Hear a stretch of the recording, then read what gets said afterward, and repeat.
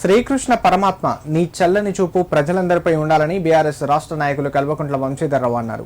Siddipet rural మండలం ఇరుకోడు వద్ద గల శ్రీకృష్ణ దేవాలయంలో జరుగుతున్న కృష్ణాష్టమి వేడుకల్లో ఆయన పాల్గొన్నారు. ఆలయానికి వచ్చిన వంశీధర్రావుకు ఆలయ ధర్మకర్తలు, అర్చకులు ఘనస్వాగతం పలికారు. అనంతరం ఆలయంలో ఆయన ప్రత్యేక పూజలు నిర్వహించారు. శ్రీకృష్ణ జన్మాష్టమి సందర్భంగా ఆలయంలో నిర్వహించిన అన్నప్రసాద వితరణ కార్యక్రమంలో ఆయన పాల్గొని మాట్లాడారు. సిద్దిపేట పట్టణ శివార్లలో ఇంత పెద్దగా శ్రీకృష్ణ దేవాలయాన్ని నిర్మించడం గొప్ప కార్యక్రమం అన్నారు. భక్తులు కోరిన కోరికలను నెరవేరుస్తూ ఎంతో మంది భక్తులకు శ్రీకృష్ణుడు ఆరాధ్య దైవంగా మారారన్నారు.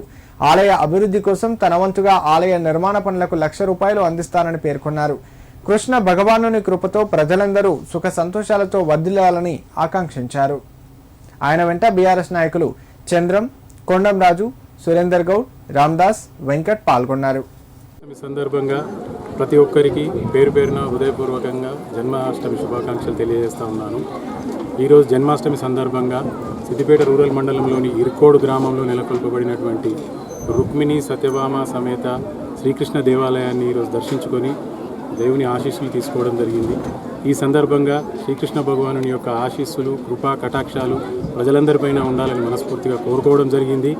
ఈ సందర్భంగా ఈ ఆలయ అభివృద్ధి కొరకు నా తరఫున ₹1,00,000 ఈ టెంపుల్ నిర్వాహకులకు అందించదలుచుకోవడం జరిగింది.